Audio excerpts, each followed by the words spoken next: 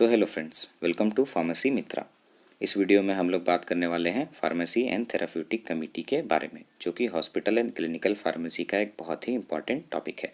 तो चलिए शुरू करते हैं। साथियों, इस वीडियो में हम लोग बात करेंगे फार्मेसी एंड थेराप्यूटिक कमेटी के डेफिनेशंस के बारे में, देखेंगे इसके कंपोजिशन यानी इसमें कौन कौन से व्यक्ति होते हैं, बात करेंगे इसके ऑब्जेक्टिव्स के बारे में, इसके फंक्शंस के बारे में, और लास्ट में हम लोग देखेंगे कि ड्रग सेफ्टी के मामले में पीटीसी का क्या रोल होता है।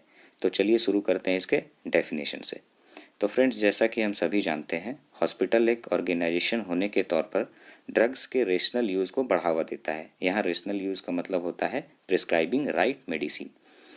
तो यह संभव हो पाता है एक कमेटी के द्वारा, जो कि समय समय पर ड्रग्स के सही इस्तेमाल को लेकर के जितनी भी पॉलिसीज़ होती हैं उनको फॉर्मुलेट करता है। इसी कमेटी को हम लोग फार्मेसी एंड थेराप्यूटिक कमेटी के नाम से जानते हैं। अगर सरल भाषा में बात करें तो फार्मेसी एंड थेराप्यूटिक कमेटी ये वह ग्रुप ऑफ पर्सन है, यानी व्यक्तियों का समूह है, जो कि ड्रग्स के सही इस्तेमाल के रिगार्डिंग जितनी भी पॉलिसीज़ होती हैं उनको फॉर्मुलेट करता है, ताकि ड्रग्स का सही इस्तेमाल हो सके, यह सही व्यक्ति को मिले, सही समय पर मिले और सही अमाउंट में मिले। सो ये था आपका फार्मेसी एंड थेराप्यूटिक कमेटी। आगे बढ़ते हैं, बात करते हैं हम लोग इसके कंपोजिशन के बारे में। तो पीटीसी के अंदर कम से कम 3 फिजिशियन, एक नर्सिंग स्टाफ, एक फार्मासिस्ट और एक हॉस्पिटल एडमिनिस्ट्रेटर और इस कमेटी के एक्स ऑफिशियो मेंबर रहते हैं। बात करें इसके चेयरमैन की, तो फिजिशियन को चेयरमैन बनाया जा सकता है और फार्मासिस्ट को इस कमेटी का सेक्रेटरी बनाया जाता है। साल में इस कमेटी के कम से कम 6 मीटिंग होने ही चाहिए और इसका अपॉइंटमेंट जो है, यानी इस कमेटी का गठन हॉस्पिटल के गवर्निंग बॉडी या बोर्ड ऑफ ट्रस्टीज़ के द्वारा किया जाता है। और जैसा कि मैंने आपको डेफिनेशन में बताया कि पीटीसी का अपॉइंटमेंट जो है वो हॉस्पिटल के रूटीन सर्विसेज के ऊपर बेहतर कंट्रोल पाने के लिए किया जाता है। तो ये है पीटीसी का कंपोजिशन। अब बारी है इसके ऑब्जेक्टिव्स के बारे में जानने की। तो फ्रेंड्स, पीटीसी के मेनली 3 ऑब्जेक्टिव्स होते हैं, जिसमें पहला आपका एडवाइजरी, दूसरा एजुकेशनल और तीसरा है drug safety and adverse drug monitoring. आइए बात करते हैं तीनों के बारे में एक एक करके। सबसे पहला आपका एडवाइजरी।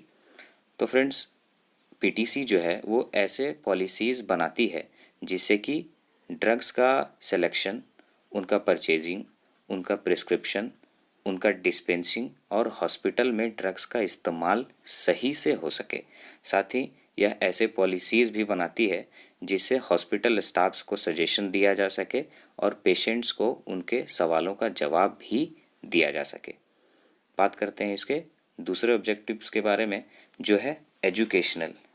तो साथियों, पीटीसी जो है वो अपने स्टाफ्स, फिजिशियन, नर्सेस, वॉलेंटियर्स और फार्मासिस्ट का ट्रेनिंग भी कराती है। साथ ही ऐसे कई सेमिनार्स भी कंडक्ट करती है जिनसे उनके फिजिशियन, नर्सेस और फार्मासिस्ट को ड्रग्स की रीसेंट जानकारी मिल सके। बात करते हैं इसके तीसरे ऑब्जेक्टिव के बारे में, जो है drug safety and adverse drug monitoring. Friends, आज के दिन में क्या है कि थेराप्यूटिक एजेंट्स यानी मेडिसिन्स जो है वो दिन प्रतिदिन बढ़ती चली जा रही हैं। इससे हॉस्पिटल फार्मासिस्ट की रिस्पॉन्सिबिलिटी भी बढ़ता चला जा रहा है और ड्रग सेफ्टी एक बहुत ही इम्पॉर्टेंट टॉपिक है। तो इसको हम वीडियो के लास्ट में डिस्कस करेंगे। सो ये था आपका पीटीसी का ऑब्जेक्टिव्स। आगे बढ़ते हैं, बात करते हैं पीटीसी के फंक्शंस के बारे में।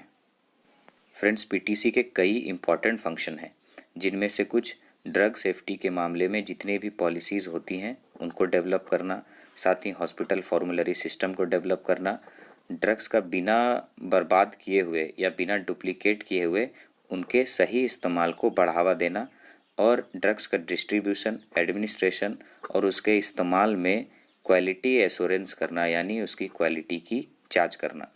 साथ ही एडवर्स ड्रग रिएक्शन और मेडिकेशन एरर को भी रिव्यू करना, उनकी दोबारा जांच करवाना और एक ऐसी लिस्ट तैयार करना जिसमें वैसे मेडिसिन्स की जानकारी हो जो वार्ड्स में अवेलेबल होने चाहिए, इमरजेंसी में अवेलेबल होने चाहिए। साथ ही चार्ज्ड और नॉन चार्ज ड्रग्स की एक लिस्ट भी प्रिपेयर करना। इसके कई और इम्पॉर्टेंट फंक्शन हैं, जैसे फिजिशियन, नर्सेस, वॉलेंटियर्स को ट्रेनिंग प्रोवाइड कराना, साथ ही हॉस्पिटल स्टाफ्स को भी एजुकेशनल प्रोग्राम्स प्रोवाइड कराना।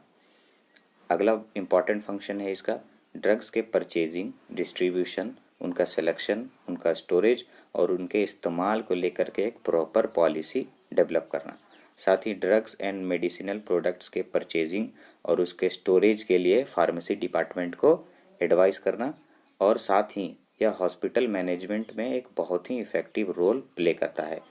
यह एक सब कमेटी भी प्रिपेयर कर सकता है जो कि परचेजिंग और मेंटेनेंस को ध्यान में रखे। साथ ही ड्रग्स की सेफ्टी और प्रोफाइल को रिव्यू भी करना। ये सारे थे आपके पीटीसी के कुछ इंपॉर्टेंट फंक्शंस। अब वीडियो के लास्ट में हम लोग ड्रग सेफ्टी में फार्मेसी एंड थेराप्यूटिक कमेटी का क्या रोल होता है उसके ऊपर में डिस्कशन करने वाले हैं। तो चलिए शुरू करते हैं। फ्रेंड्स, जैसा कि हम सभी जानते हैं कि हॉस्पिटल फार्मासिस्ट की ड्रग सेफ्टी एक बहुत ही मेजर रिस्पॉन्सिबिलिटी रही है। तो pharmacy and therapeutic committee hospital के सभी डिपार्टमेंट्स में सेफ्टी अवेयरनेस क्रिएट करके ड्रग सेफ्टी में एक बहुत ही इम्पॉर्टेंट रोल प्ले करता है। आइए जानते हैं कि वैसे कौन कौन से पॉइंट्स हैं जिनको पीटीसी ड्रग सेफ्टी के लिए फॉलो करता है। सबसे पहला पॉइंट है आपका कि चीफ फार्मासिस्ट अपॉइंट करना, यानी क्वालिफाइड पर्सन को चीफ फार्मासिस्ट अपॉइंट करना।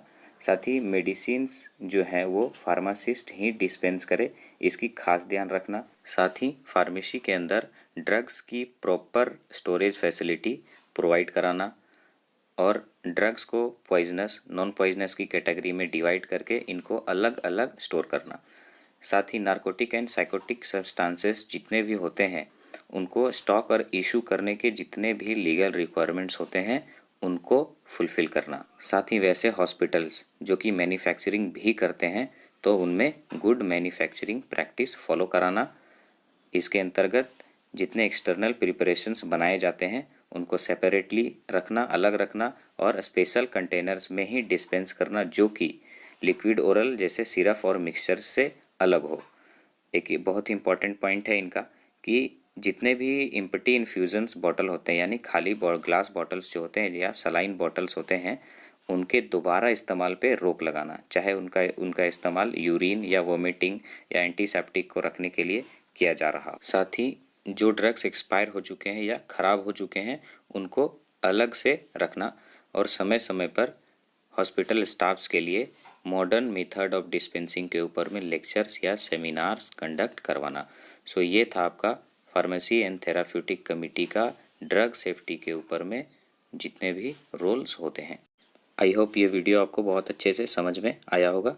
Very thank you for watching this video. मिलते हैं अगले वीडियो में नए टॉपिक के साथ।